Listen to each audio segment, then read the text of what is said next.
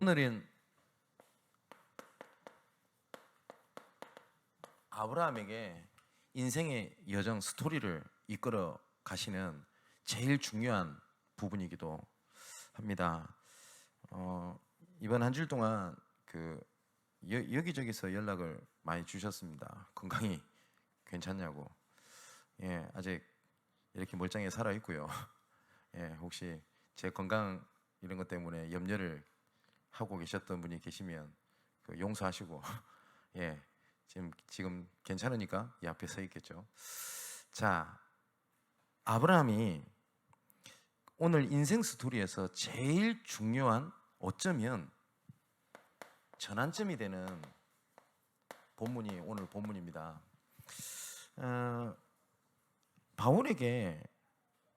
아브라함에게 하나님께서 이렇게 약속을 하셨어요. 내가 내게 보여줄 땅으로 가라, 이렇게 말씀을 하셨거든요.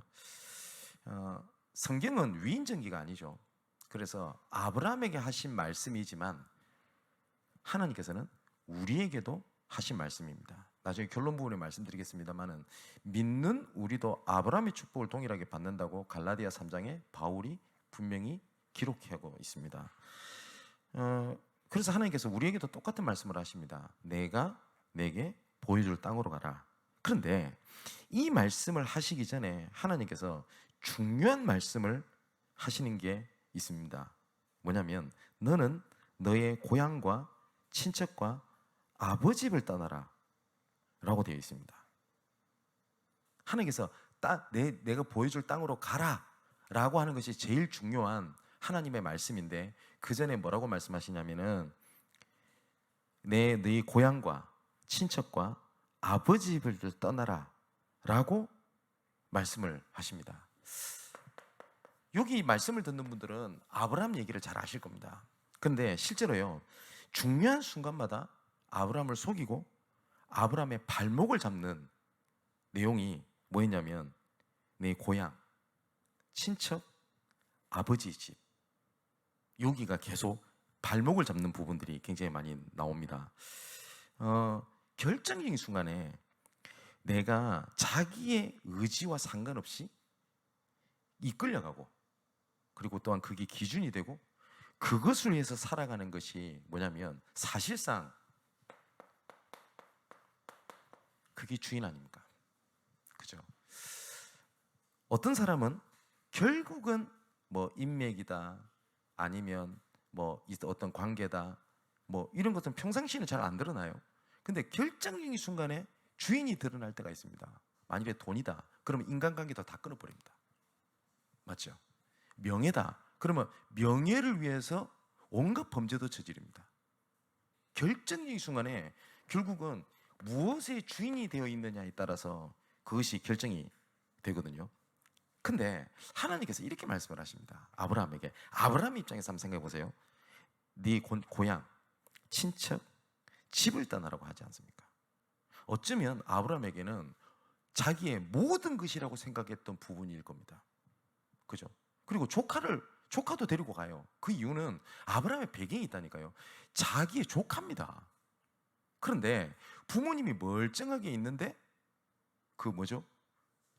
데리고 가라, 이런 것도 아니고요. 부모가 없어요. 고아가 됐어요. 그래서 천륜일륜적으로도 그게 맞잖아요. 근데 하나님께서 아브라함에게 이렇게 말씀하신 겁니다. 가장 중요하다고 생각하는 거, 이거 없으면 나는 진짜 아무것도 못한다 라고 하는 거를 하나님께서는 떠나라고 말씀을 하신 거예요. 하나님께서 만일에 우리에게 이렇게 말씀하시면 어떨 것 같습니까? 내가 사람이요, 이것이 없으면 내 삶이 무너져, 나는 살아갈 의미가 없어 라고 생각하는 것을 보고 하나님께서는 그거를 떠나라고 말씀하시면 어떨 것 같습니까? 그럼 아마 이렇게 얘기하겠죠. 내가 하고 있는 것이 인생이 얼마나 중요한데, 혹은 이거 해결 못하면 내가 진짜 죽을 것 같은데, 그죠? 어떤 가정 문제를 해결을 해야 돼요. 가정 문제를. 그런데 이거 해결 못하면 내가 진짜 죽을 것 같은데, 그리고 그걸 떠나라고 하라니까 지금까지 쌓아온 것이 다 무너지게 생겼는데, 그잖아요? 또 지금 상황이, 지금 내 상황이 어떤 건지 알고 하나님께서 그러시나? 이런 생각이 들 겁니다. 그죠? 그런데 대부분 사람들이요, 거의 대부분 결정적으로 내가 선택하는 것이 어디에 선택되고 되냐? 주인 된 것에 대해서 선택을 합니다. 그죠? 그래서 하나님께서 아브라함에게 내가 내게 지시할 땅으로 가라 라고 말씀하시기 전에 하나님께서는 떠나라 라고 말씀하신 이유가 있습니다. 예수님께서 마태복음 6장 24절에서 34절의 말씀 보니까 여기에 뭐라고 말씀되어 있냐면, 한 사람이 두 주인을 섬기지 못할 것이니 혹 이를 미워하고 저를 사랑하거나 혹 이를 중히 여기고 저를 경히 여김이라. 너희가 하나님과 재물을 겸하여 섬기지 못하느니라 라고 되어 있습니다. 여기서 하나님께서는 재물이라는 거 한 가지 예를 들으셨는데, 예수 믿는 사람은 돈 좋아하면 안 된다 이 얘기를 하는 게 아니죠. 그죠? 그렇지 않습니까? 사람이 돈에 어디 관심이 없을 수가 있겠습니까? 그런데 중요한 거는 이 재물이 주인이 돼요. 그러면 결정적인 순간에 이 돈 때문에 움직여요. 근데 이 주인을 다른 말로 말하면 우상을 얘기하거든요. 근데 우리가 우상 숭배하지 마라 이러면 특히 믿는 사람들은 이게 내하고 상관이 없이 들려집니다. 왜 그러냐면 나는 우상 숭배 안 하거든요. 왜냐면 내가 부처나 아니면 어떤 상이라든지 아니면 해와 달, 별, 아니면 뭐 당산나무 이런 거 갖고 내가 절을 하지 않는단 말이에요. 그런데 하나님께서 율법을 주실 때 우상에 대한 언급을 하신 부분이 있습니다. 그게 어디죠? 십계명입니다. 그래서 출애굽기 20장에 그 2절 3절에 분명히 하나님께서 뭐라고 말씀을 하시냐면, 너를 위하여 새긴 우상을 만들지 말고 라고 되어 있습니다. 우상을 뭐라고 말씀하시냐면 뭐 돌한테 절하지 마라, 아니면 어떤 형상에 절하지 마라를 먼저 말씀하신 게 아니고요, 너를 위하여 새겨진 우상을 섬기지 말라 라고 말씀을 하시거든요. 그러니까 하나님이 계셔야 될 곳에 결정적인 순간에 내가 인도받는 주인, 그거를 하나님께서 떠나라고 말씀을 하시는 겁니다. 하나님께서 아브라함에게 하신 말씀처럼 그러면 지금부터 다 집 가출하고 지금부터 하는 업 다 그만두고 그 말씀을 하신 게 아니죠. 자, 주인이 이렇게 바뀌면요, 결국은 주인 소리를 들어요, 사람은. 그리고 동물들도 마찬가지입니다. 그래서 예수님께서 뭐라고 말씀하시냐면, 요한복음 10장 1절에서 7절의 말씀을 보고 27절의 말씀을 보니까요, 뭐라고 하나님께서 말씀을 하시냐면, 내 양은 내 음성을 들으며 나는 그들을 알며 그들은 나를 따르느니라. 뭐라고 해요? 양은 목자의 음성을 듣는다라고 되어 있습니다. 실제로 여러분들 양 아세요? 이 양이 혹시 TV에서 잘 보세요. 양이 막 몰려다닙니다. 진짜 시끄럽습니다. 뭐 여기서 앵거린단 말이에요. 그런데 목자가요, 목자의 목소리를 안다고 합니다. 그래서 실제로 목자가 여러 명이 있어도 그 양은 자기의 목자의 목소리를 듣는데요. 실제로 그걸 구분한다고 합니다. 귀가 그렇게 밝답니다. 그런데 자기 목자가 워워 하면서 오르는 소리 있잖아요. 그렇게 할 때 양 한번 보세요. 조용히 있습니다. 들어요. 근데 이 양이 주인이 바뀌었어. 그러면 안 듣겠죠. 그래서 예수님께서 이렇게 말씀하십니다. 내 양은 내 음성을 들으며 나는 그들을 알며 그들은 나를 따르느니라. 여기 보니까 음성을 듣는다라고 되어 있죠. 이 시대가 우상 숭배하는 시대가 됐고, 그 다음에 우상하게 장악됐다는 그 증거 중에 나타나는 게 뭔지 아십니까? 하나님의 음성을 듣지 않습니다. 하나님의 음성을 가치 있게 듣지 않습니다.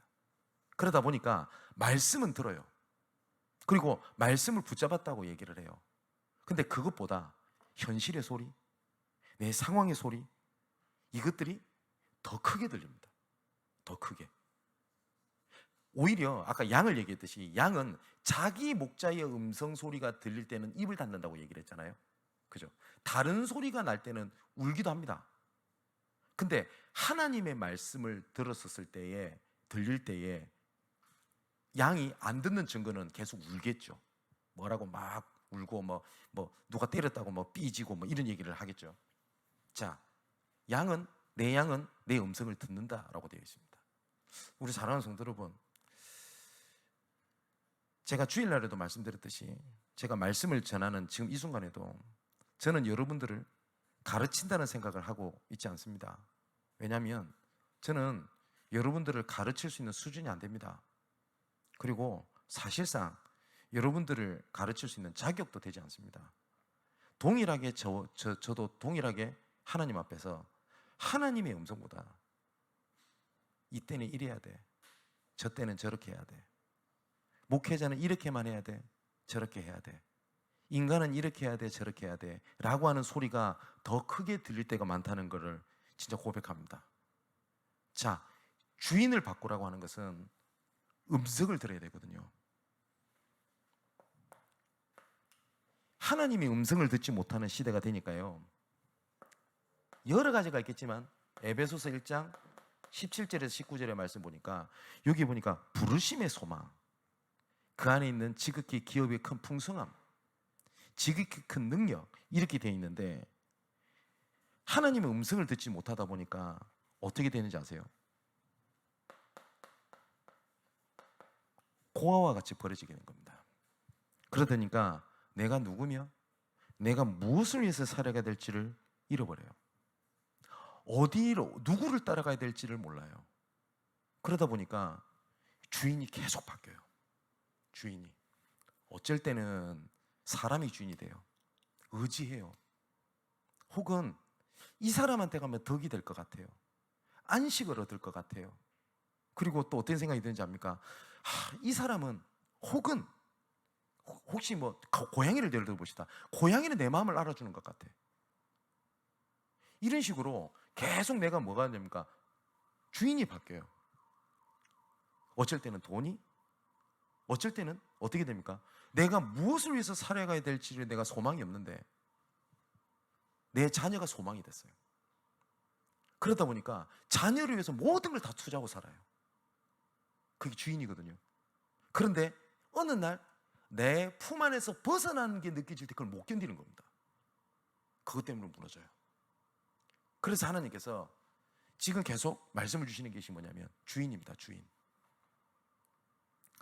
그잖아요. 근데 아브라함에게 하나님께서 뭐라고 말씀하시냐면 내 본토 친척 아비 집을 떠나라 라고 말씀을 하셨거든요. 자, 그렇다면 아브라함에게 중요하게 인생이 전환된 주시는 이 떠나라고 하는 말씀은 첫 번째입니다. 과거에 지금까지 내가 갖고 있는 흐름, 내가 갖고 왔던 이 배경 있죠. 이걸 알든지 모르든지 간에 내가 이 속에서 주인 삼고 살아가는 것들이 되게 많습니다.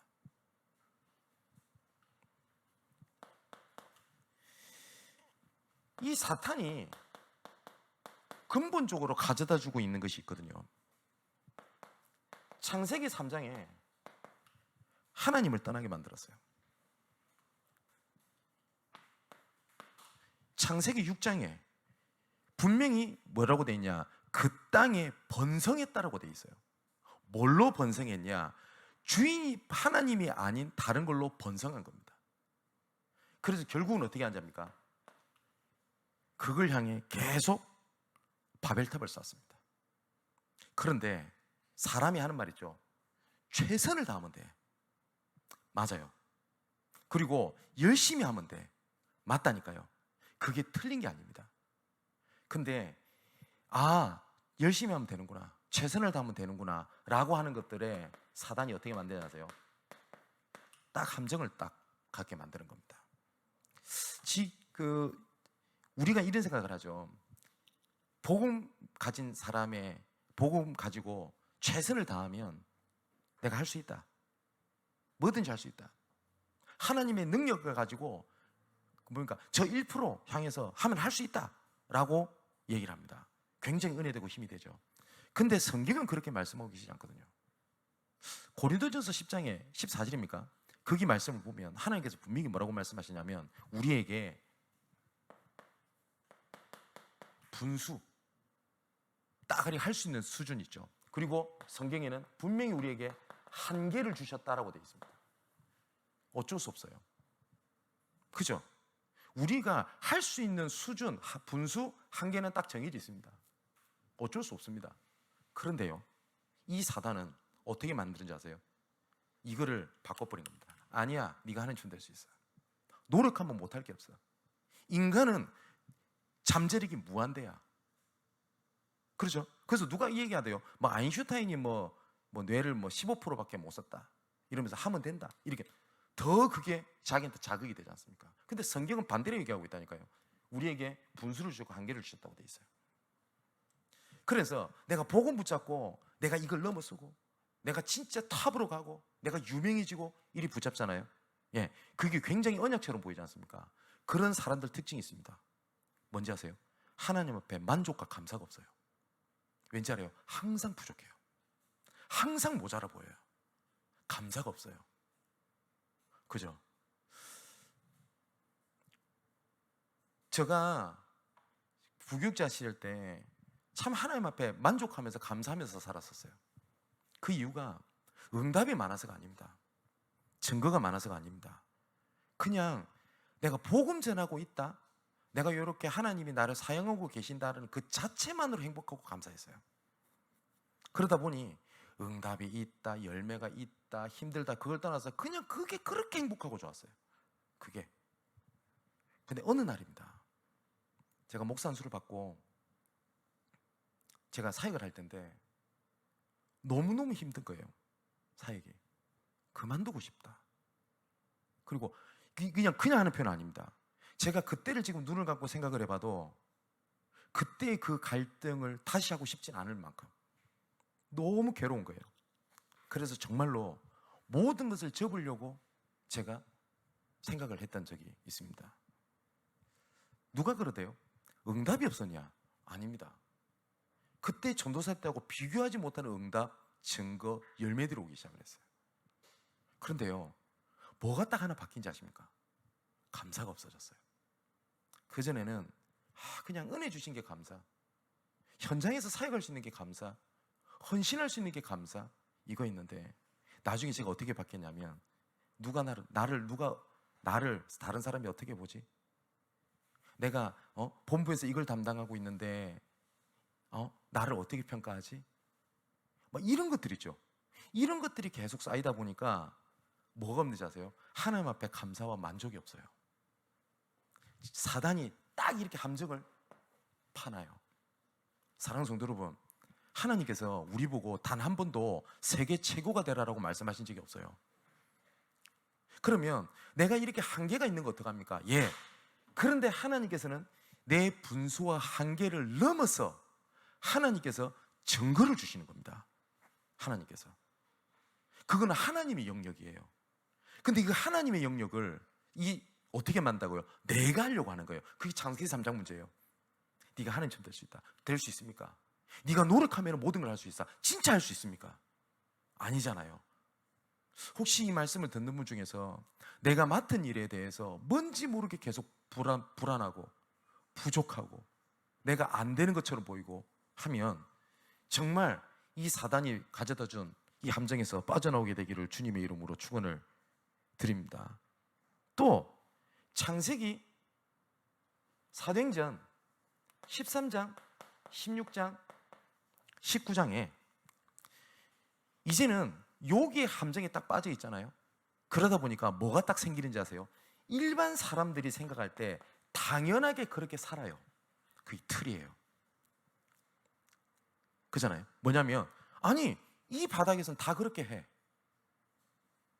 여기에서는 다 그렇게 해. 그게 뭐냐면 하나님의 말씀과 하나님의 계획과 상관없이 그냥 그렇게 해야 돼. 금융업에서는 그냥 이렇게 해야 돼. 그것이 틀에 딱 잡혀요. 그 틀 안에서만 되니 안 되니 하나님 계획이 있니 없니 그렇게 보게 됩니다. 그러다가 어느 날 나에게 뭐가 오냐? 영적 문제가 찾아오기 시작하는 겁니다. 이게요 올무가 돼서 그때는 내 삶을 딱 사로잡게 만듭니다. 그래서 하나님께서 말씀하시는 게 있습니다. 뭐예요?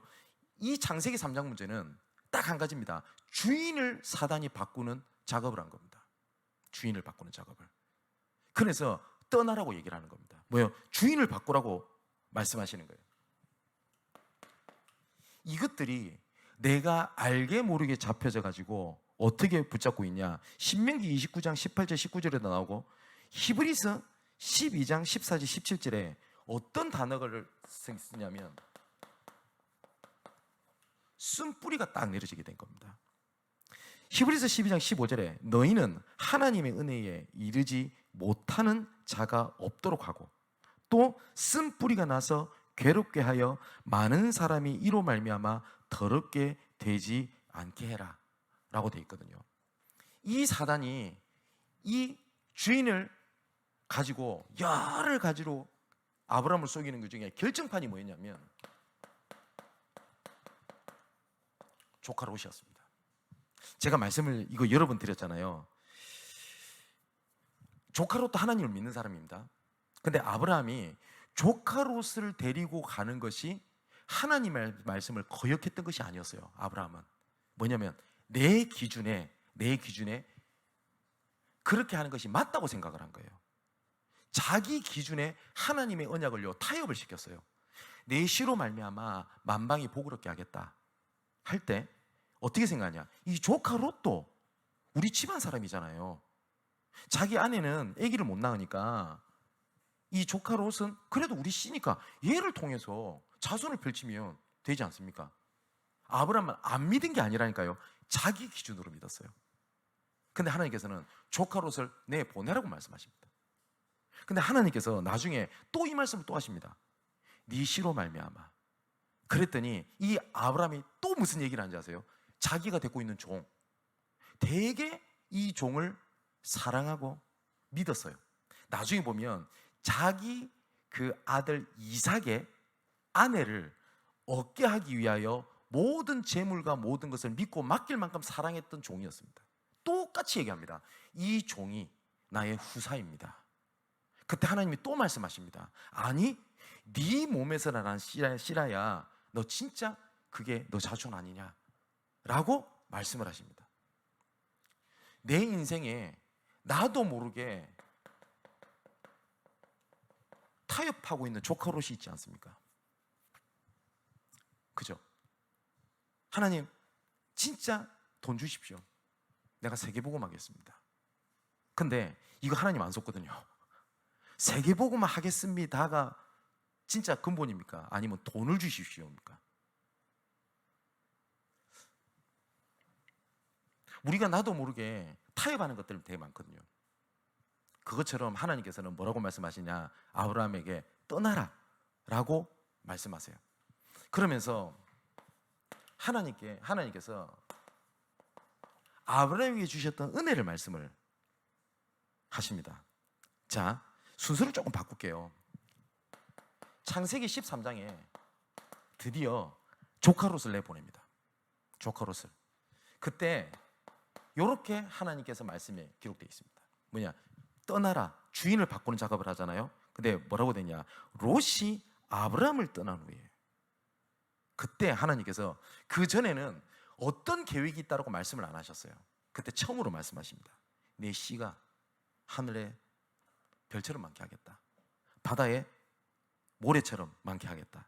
그리고 창세기 15장 6절에는 하나님께서 이렇게 말씀하십니다. 아브라함이 여호와를 믿으니 여호와께서 이를 그의 의로 여기셨다 하시면서 재물을 갖고 오라고 말씀하시면서 이거를 아예 말씀을 하실 정도가 아니라 언약으로 아브라함에게 딱 삼아버립니다. 자, 그것처럼요 하나님께서 우리에게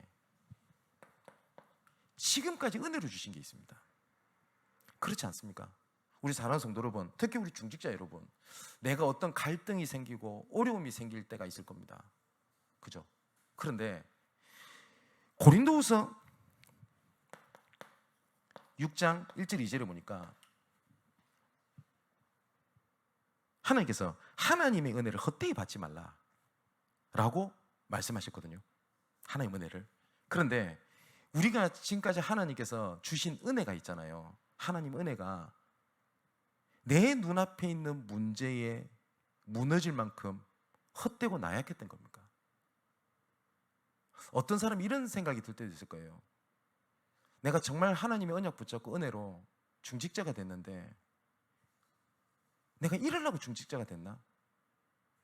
그러면 하나님께서 우리에게 주신 은혜가 헛된 겁니까? 그렇지가 않잖아요. 그래서 바울이 1절에 우리가 하나님과 함께 일하는 자로서 너희를 권하노니 하나님 은혜를 헛되이 받지 말라라고 하면서 그 전에 얘기하는 게 있습니다. 고린도후서 5장이죠. 5장에 20절 21절에 이렇게 말씀하고 계십니다. 그러므로 우리가 그리스도를 대신하여 사신이 되어 하나님이 우리를 통하여 너희를 권면하신 것 같이 그리스도를 대신하여 간청하노니 너희는 하나님과 화목하라 라고 되어 있어요. 그리고 하나님이 죄를 알지도 못하신 이를 우리를 대신하여 죄로 삼으신 것은 우리로 하여금 그 안에서 하나님의 의가 되게 하려 하심이라 라고 되어 있습니다. 그러면서 뭐라고 말씀하셨냐? 이렇게 하나님께서 너희들을 화목하게 하셨고 그리고 의가 되게 하셨기 때문에 하셨지 않냐? 그러므로 뭐요? 하나님의 은혜를 헛되이 받지 말라. 하나님께서 이미 하나님과 우리 사이를 화목하게 하셨고 의로 삼으셨다고 되어 있습니다. 자, 그래서 바울은 이거를 가지고 갈라디아서 2장 20절을 고백을 합니다. 이건 주일날 조금 계속 말씀을 좀 드릴 건데 바울이 이렇게 고백하죠. 내가 그리스도 함께 십자가 못 박혔나니 그런즉 이제는 내가 사는 것이 아니요 내 안에 쓰신 그리스도께서 사시는 것이라. 이 말은 뭐죠? 돛 닦고 나를 수양하고 내 인격을 닦고 그 얘기를 한 게 아니죠. 그죠? 내가 그리스도 함께 십자가 못 박혀 죽었나니 그런즉 이제는 내가 사는 것이 아니요 내 안에 계신 그리스도께서 사시는 것이라. 그럼 뭘 인정하는 겁니까? 그리스도가 나의 주인인 걸 인정을 하는 거예요. 물론 인격 수양 필요합니다. 물론 필요합니다. 예, 정말 지도자로서 필요합니다. 그런데 성경은 도덕 윤리책이 아니잖아요. 하나님께서는 주인을 말씀을 하시는 거거든요. 자, 그래서 이번 주에 강단에서 주셨던 말씀처럼 마지막 결론에 잠언 3장 5절 7절의 말씀에 이렇게 되어 있습니다. 너는 마음을 다하여 여호와를 신뢰하고 또 6절에 뭐라 했습니까? 너는 범사에 그를 인정하라. 그리하면 내 길을 지도하시리라. 그러면서 뭐라고 되어 있죠? 스스로 지혜롭게 여기지 말지어다 여호와를 경외하며 뭐예요? 악을 떠날지어다 라고 되어 있습니다. 자, 이거는 계속 말씀드리잖아요. 우리가 하나님을 정말 내가 주가 하나님이 된 것을 인정하는 최고의 형태가 뭔지 압니까? 하나님을 경외하는 겁니다. 경외한다는 것은요, 경배하는 거고요, 하나님을 두려워하는 겁니다. 그것에 대해서 하나님께서 우리에게 주신 것이 뭐냐면 예배입니다. 예배는요, 내가 은혜 받기 위해서 가는 거 아니에요. 제발 좀 나는 이런 얘기들 좀 안 했으면 좋겠어요. 내가 교회 가가지고 은혜를 못 받아. 내가 여러분, 예배는요 나를 위한 게 아닙니다. 근데 많은 사람이 그럽니다. 요새 교회에서 은혜가 안 돼. 어디 갔더니 은혜가 안 돼서 이제는 좀 그래. 아니, 언제부터 이제 예배가 나의 것이 돼 있습니까? 하나님께서는요 예배를 받으시기에 합당한 분이라고 돼 있습니다.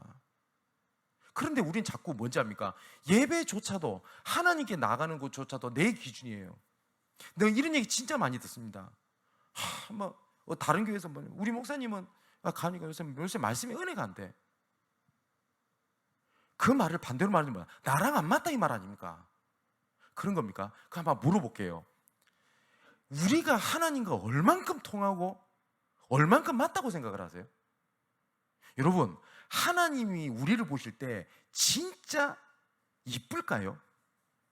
우리를 보고 만족해, 너는 최고야, 하나님 그러실 것 같습니까? 하나님 보실 때요 우리는 다 맞아 죽어야 돼요. 그죠? 예배는요, 내가 죽으러 가는 곳입니다. 그래서 구약성경 때 제사는 뭔지 알아요? 내가 죽어야 될 거를 소가 죽고 양이 죽고 비둘기가 죽는 거예요. 진짜 보세요. 내가 죽어야 될 것을 비둘기가 죽고 있어요. 그러면서 재밌다, 아이고 따분하다 이럴 것 같습니까? 그죠? 그런데 하나님께서 거기서 은혜를 주세요.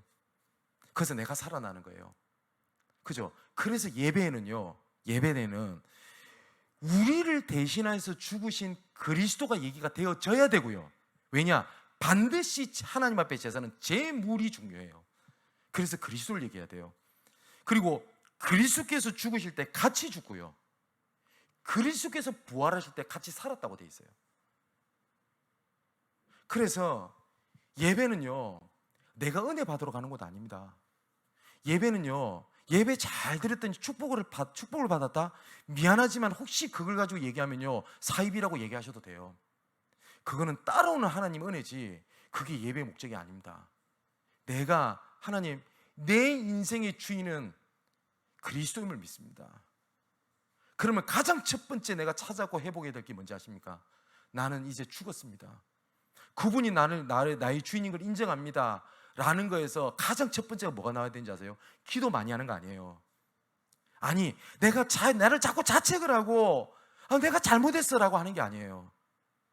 하나님의 앞에 엎드리는 거예요. 경외. 그게 예배입니다. 그게 예배입니다.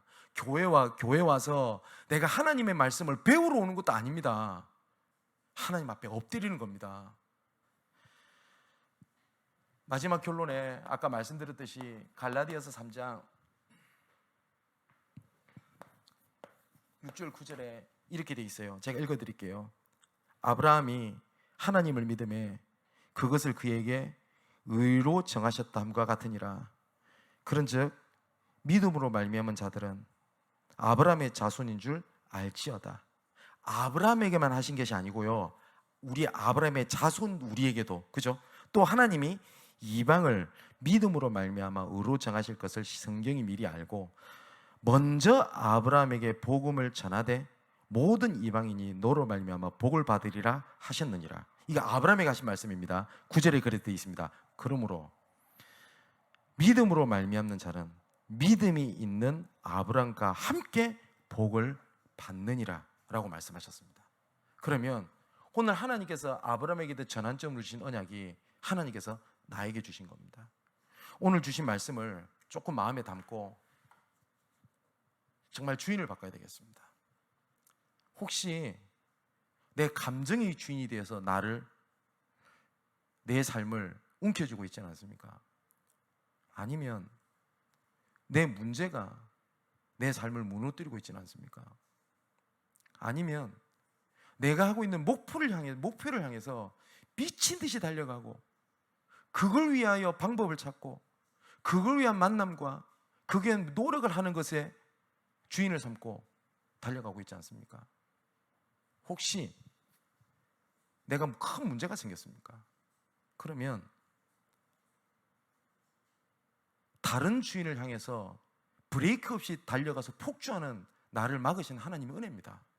그 일이. 그렇죠. 정말 내가 내게 지시한 땅으로 가라. 하나님께서는 그 언약을 성취하시기 위하여 말씀하셨습니다. 떠나라. 정말 주인을 바꾸는 귀한 응답이 여러분들이 있기를 주님의 이름으로 축원을 드립니다. 자, 우리 1, 2분 동안 하시면서 기도하겠습니다. 하나님, 진짜 다른 주인을 떠나게 없어서 나도 모르게 주인으로 우상으로 잡혀가지고 있어서 만족도 없고 감사도 없이 폭주하여 달려가는 하나님, 나를 붙잡아 주옵소서. 주가 하나님이 됨을 인정합니다. 그리스도께서 나의 주인이 됨을 인정합니다. 이 시간 내 모든 삶을 인도하시는 성령 하나님을 인정할 때 우리 길을 이끌어 가시는 하나님의 보좌의 능력이 나타나게 없어서 오늘 주신 말씀 우리 1, 2분 동안만 우리 합심해서 기도하도록 하겠습니다. 기도합니다.